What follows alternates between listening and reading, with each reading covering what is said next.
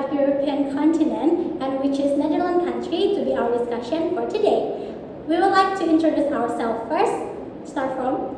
Hello, I'm Kamala dari Tapiana, NPM 0032. Hello, I am Putu Atiase, NPM 001. And I am Desaidia Nandika Mulia Putri, NPM 0009. And the last is me, Putu Mulia Putri, NPM 0027. Okay, let's get started. Happy watching. The Netherlands, informally Holland, is a country located in northwestern Europe with overseas territories in the Caribbean. It is the largest of 4 constituent countries of the Kingdom of Netherlands. The Netherlands consists of 12 provinces. It borders Germany to the east and Belgium to the south, with a North Sea coastline to the north and west. It shares maritime borders with the United Kingdom, Germany, and Belgium in the North Sea.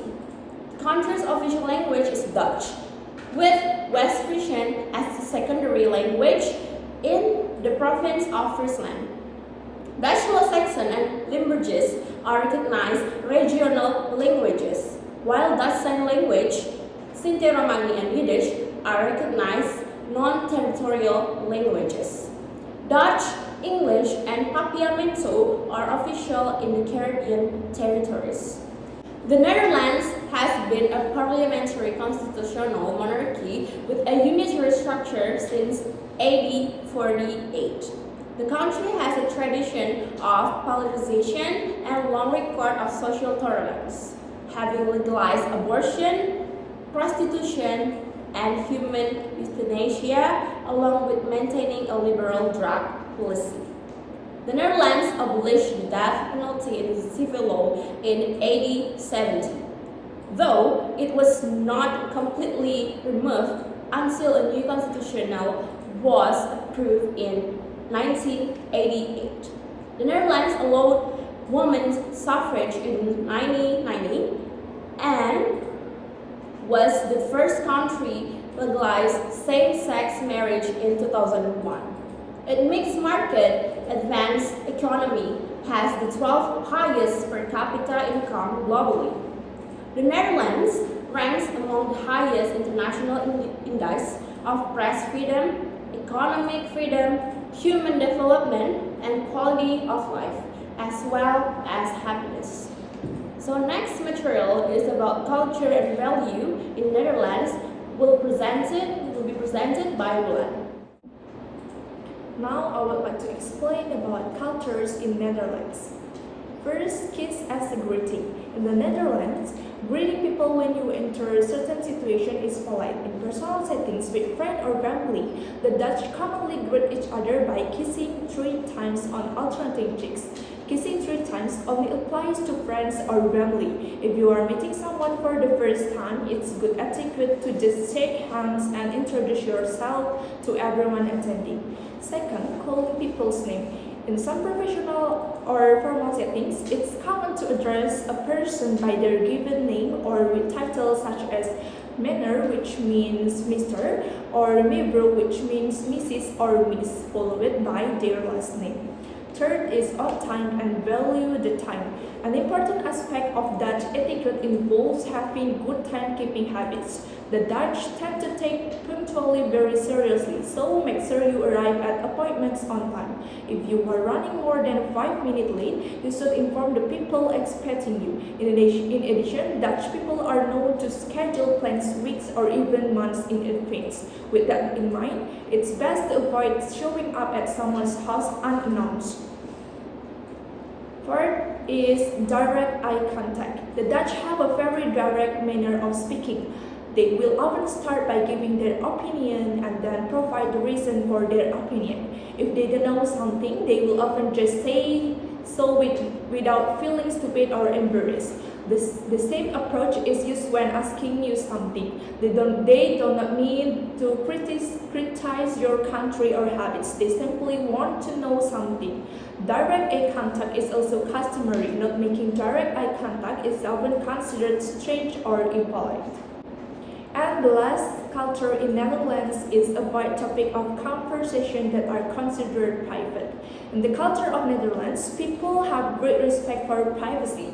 If someone wants to discuss something or wants to be introduced to someone, they must take the initiative and express this. When you're in a conversation with Dutch people, it's a good idea to be aware of some topics that are considered impolite. In general, the Dutch avoid discussing a subject that could place people in any kind of hierarchy.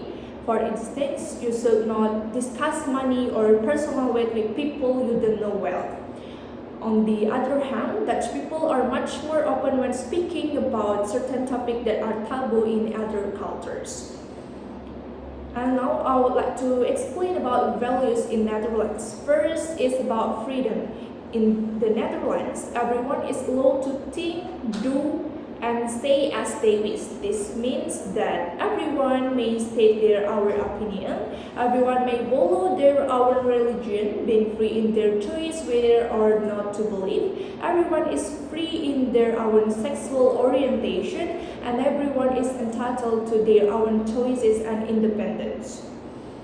And the next is about equality. In the Netherlands, all citizens are treated equally. They do not accept discrimination against gender, religion, ethnic, or sexual orientation. The Netherlands is a global champion for gender equality, particularly in the field of sexual and reproductive health and rights.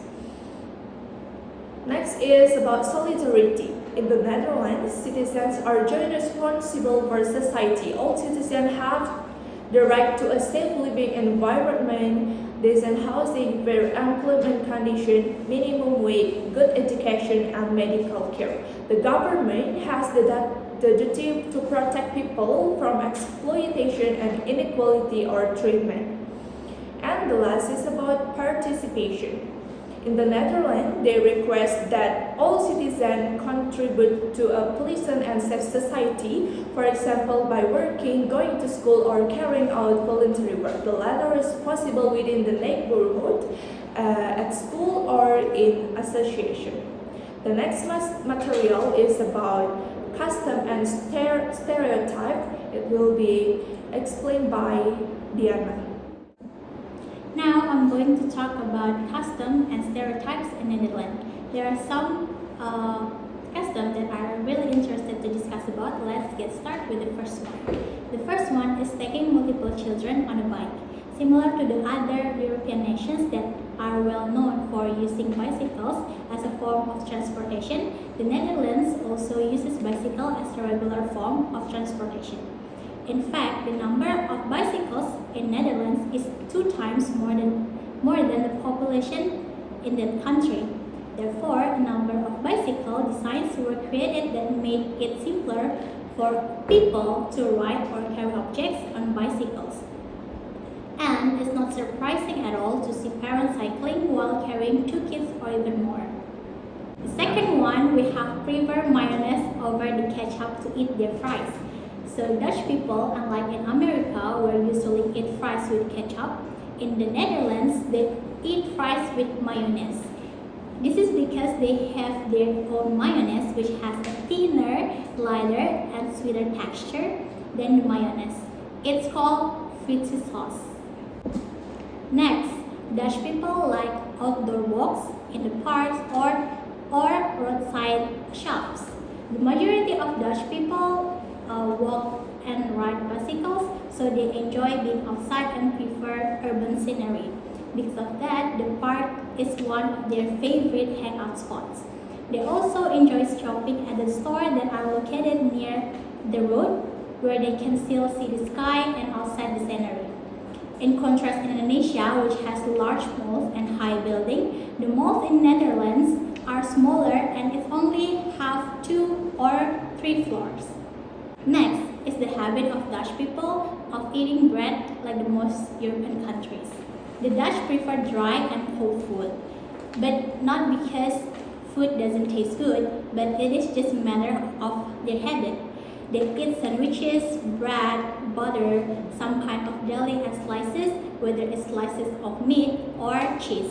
What makes the Netherlands a little bit different that they use cheese topping more often than other European countries, because Netherlands is the largest cheese exporter in the world, and the Dutch really like to eat cheese. Next, this is the most interesting custom in the Netherlands, which is the Dutch people hang calendar in the loose. The toilet is a place where Dutch people hang their birthday calendars. It is because if you forget someone's birthday, it is considered really rude in Netherlands. So, a birthday calendar helps people keep track with these important dates. But I don't know why they are hanging the calendars in their toilet. But it is interesting. Now, let's jump to discuss about the stereotypes in Netherlands. Let's get started with the common one stereotypes, which is all Dutch are blonde, tall, and have blue eyes. This is actually correct because the stereotype is indeed true only if you consider the people who are ethnically Dutch. Dutch people are the tallest people in the world with 184 centimeters on average for men and 170 centimeters for women. Dyeing your hair blonde and putting on the blue contact lenses won't make you feel any special in the Netherlands. However, with the arrival of immigrants from all over the world, this one's effect can be just another stereotype. Because bicycle is the most frequently used transportation that Dutch people use, so it's not surprising that every Dutch shed keeps at least a dozen bicycles. The Netherlands has a growing population of 17 million people. Altogether, the Dutch own 22.5 million bicycles. This means that on average they own 1.3 bicycles per capita. More than any other country in the world, there are more bicycles than people in the Netherlands. For short distance, people prefer biking over driving and walking. Dutch will take their bikes and ride distance up to 20 kilometers to get to school.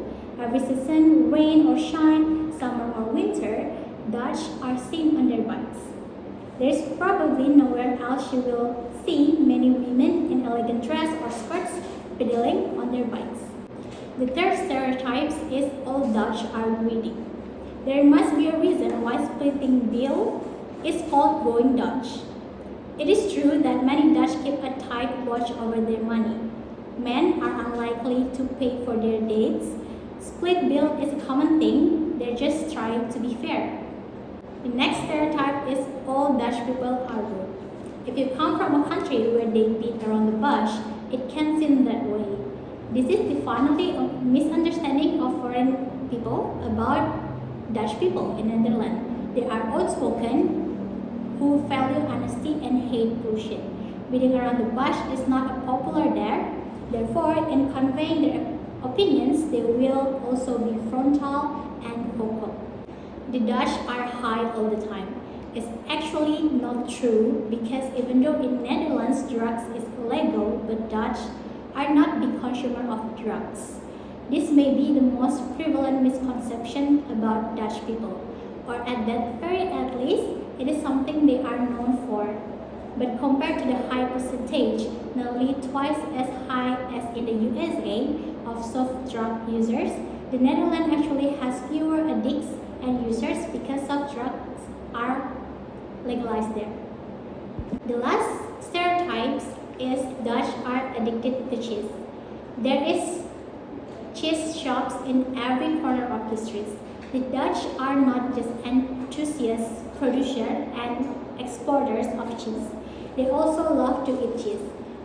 The per capita consumption of cheese in the Netherlands was around 17.4 kilos in 2021, and according to the recent Statista forecast, this was expected to fluctuate until at least 2025.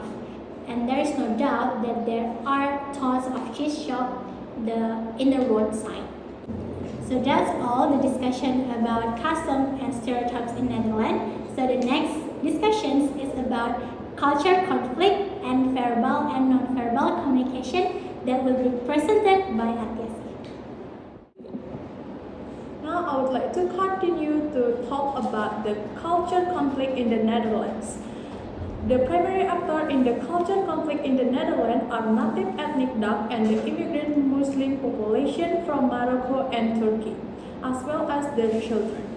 Traditionally, the Dutch have a distinction between allochtoon and autochthon. Roughly translated, autochthon refers to the immigrants and their children. Autochthon refers to the ethnic Dutch.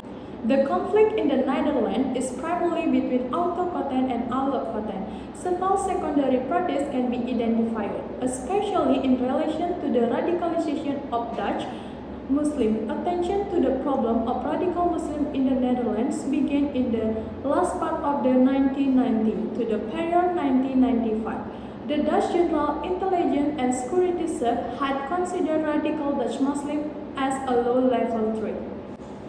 The problem of violence and strife among Muslims in the Netherlands is seen to be largely problem associated with young Muslim men. Statistics from the Dutch Central Statistics indicate that the person of Morocco or Turkish descent account for 5.8% and 3.8% of crime in the Netherlands, respectively, an admittedly large proportion. Simply put, these children of immigrants from Morocco and Turkey feel torn between the culture of their parents and the culture of the Netherlands.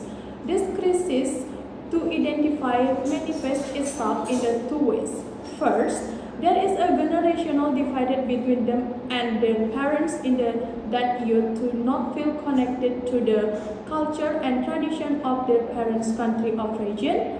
Second, there is a divide between the young Dutch culture in that autochthon Dutch do not fully accept them either. What results in that Dutch youth feel aliens from both their parents, the society, and have a hybrid identity that is not recognized by their direct environment.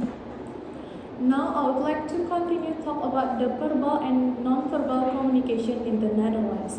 The first one is about the verbal. First is direct communication. Dutch tend to have a direct communication style, speaking quite frankly in a straightforward manner. At times, this might be misunderstood as a rude, especially if one is not used for rightness. And the second one is communication style. Dutch tend to speak is friendly tone of voice and often is short sentence. Expressive politeness is often viewed as respectful as it might imply a lack distract in communication. The third one is humor. Much of Dutch humor relates to the scandal. Dutch humor might also be cheeky or noodle. Irony and sarcasm are often not appreciated as many Dutch that what others say at face value. And the last one is formality. In the Dutch language, different forms of expression indicate varying levels of the courtesy and formality. Now I would like to continue about the non-verbal communication in the Netherlands. The first one is personal speech. Many Dutch value their personal speech and do not appreciate it being invited by others. Dutch might have their furniture arranged in a way that puts more distance between people in a room. And the second one is physical contact. Among friends and family, like touching of the arm, shoulder, and hand is acceptable. The Dutch are generally less tactile among strangers and acquaintances. It is common for couples to display affection in the public. And the third one is body language. Dutch people rely heavily on words and generally make less use of body language to emphasize a point in communication.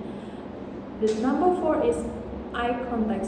Holding eye contact is valued and shows sincerity. Occasionally, diverting your gaze is common and can help create a more comfortable situation.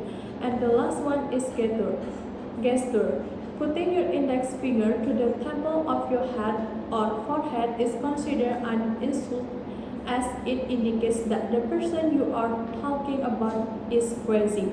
Pointing is also considered rude in Netherlands.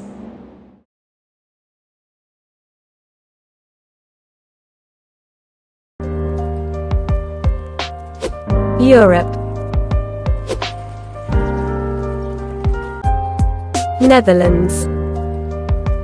Currently, I live in Netherlands, which is a high context culture. However, I consider myself as a low context person. I see myself clashing with Dutch culture a lot.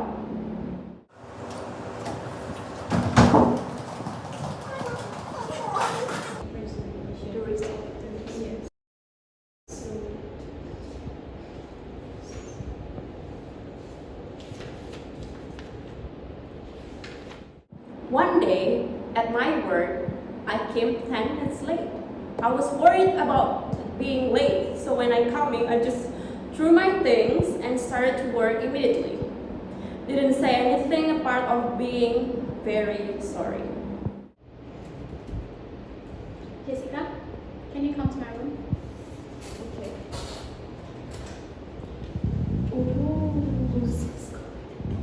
What happened? Do you know why I call you here? What did I do? You're late today.